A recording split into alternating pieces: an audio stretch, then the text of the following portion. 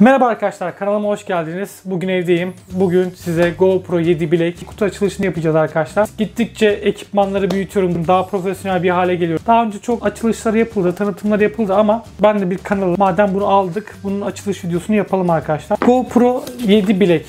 Kesinlikle kalitesi tartışılmaz. 4K çekim yapabilen bir kamera. Bu şekilde geliyor bir kutu içinde. İlk defa GoPro 7 olacak bu arada. Kutu içeriği bu şekilde çıkıyor. Şurada tırnakları var arkadaşlar. Çektiğiniz zaman bu cihazı... Abi bu kadar zor niye yaparsınız ki bunu ya? Şimdi bu benimden fırlayacak, gidecek. Sonra kırıldı kamera.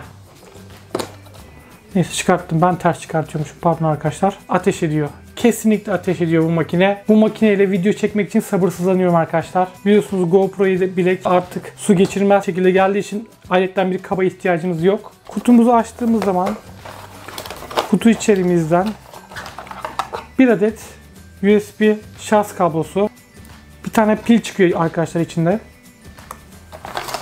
Daha sonrasında kask ve herhangi bir yere yapıştırabileceğiniz iki tane bant, bir tanesi düz, aparatlardan bir tanesi düz, bir tanesi eğimli. Arkasında 3M bantlar var arkadaşlar. Bu bantları yapıştırdıktan sonra bir daha çıkartmanız mümkün değil. Çok fazla bir aparat çıkmıyor. İçinden şöyle bir GoPro etiketi çıkıyor arkadaşlar. GoPro etiketine her zaman özenmişimdir. Aldım motoruma bir gün yapıştıracağım diye. GoPro etiketinin bir tanesini söküyorum. Evet. GoPro yazımızı artık yapıştırabiliriz motorumuza.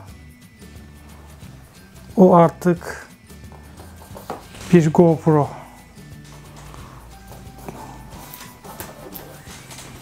GoPro'muz hazır. Çekimlerimize başlayabiliriz.